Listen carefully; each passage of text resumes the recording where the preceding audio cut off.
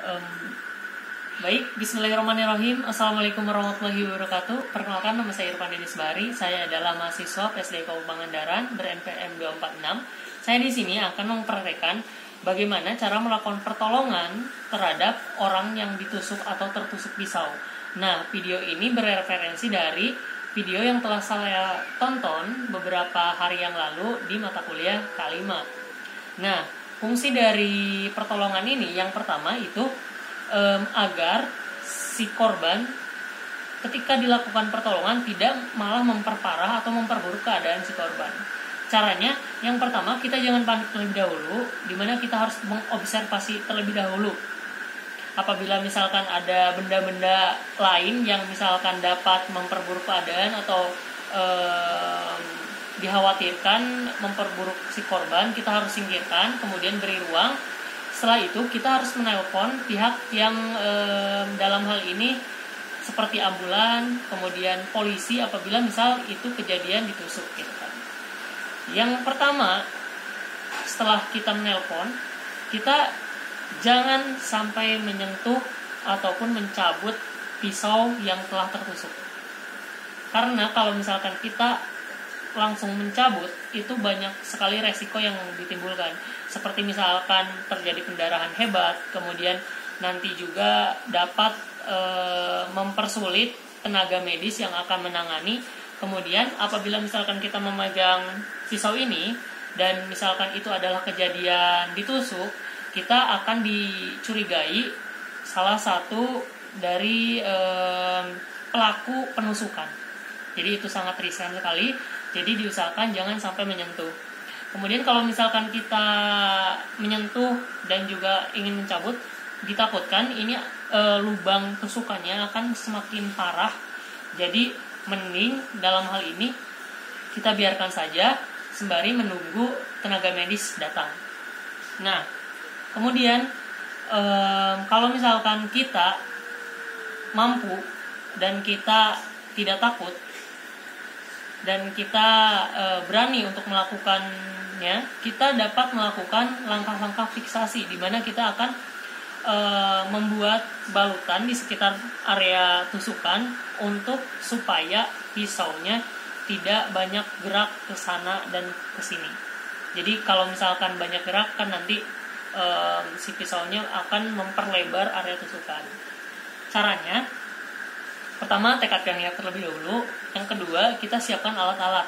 Nah, karena di sini dikhawatirkan ada bekas darah, percikan darah atau darah yang luber, jangan sekali-kali membersihkan dengan air. Kalau misalkan kita bersihkan dengan air, dikhawatirkan nanti airnya masuk ke rongga, kemudian dapat menimbulkan infeksi di area perut atau area dada, atau infeksi itu kotoran-kotoran di sini dapat masuk ke area luka. Jadi sangat tidak disarankan untuk melakukan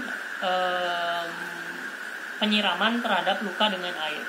Jadi yang pertama kita harus siapkan beberapa alat ya. Yang pertama itu untuk melindungi tangan kita itu secara langsung dengan darah, nempel langsung dengan darah, kita perlu plastik, atau kalau misalkan ada sarung tangan kita pakai sarung tangan, tapi di sini saya menggunakan plastik karena tidak ada. Kemudian kita juga harus menggunakan kasa dan juga plester untuk merekatkan ke area perutnya. Nah, kemudian kita pasang plastik agar darahnya tidak langsung berkenaan dengan kulit kita. Karena dikhawatirkan apabila misalkan kulit kita sedang ada luka, kemudian darahnya bersentuhan dengan kulit kita dan masuk ke darah kita, itu dikhawatirkan ada penyakit-penyakit yang dapat masuk seperti hepatitis B, kemudian HIV, itu sangat membahayakan bagi kita. Nah, setelah itu kita siapkan kasa seperti ini, kemudian kita taruh di sini, jangan sampai menyentuh si pisau. Selain nanti korbannya kesakitan, juga takutnya memperparah area dari tusukan. Nah, seperti ini. Nah, kita membutuhkan 4 kasa.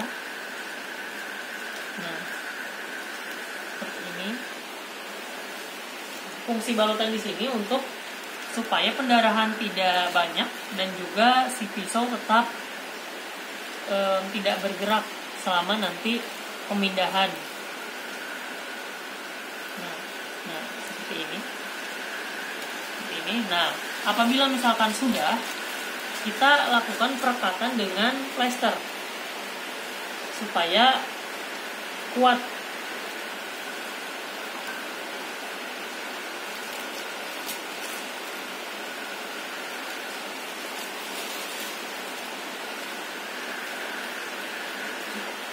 Usahakan plesternya telah disiapkan supaya mempermudah, karena menggunakan plastik sangatlah susah.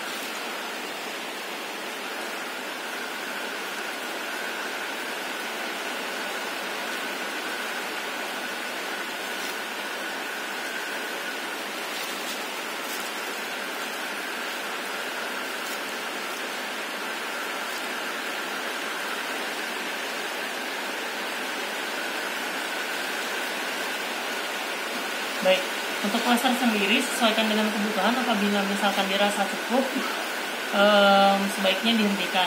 Nah, jadi teman-teman, ketika kita misalkan sudah melakukan hal ini, kita tinggal menunggu tenaga medis untuk menjemput korban tersebut, karena luka tusukan yang dalam itu perlu ditangani secara medis dan harus dibawa ke rumah sakit atau puskesmas terdekat. Terima kasih, saya Irfan Denis, mohon undur diri. Wassalamualaikum warahmatullahi wabarakatuh.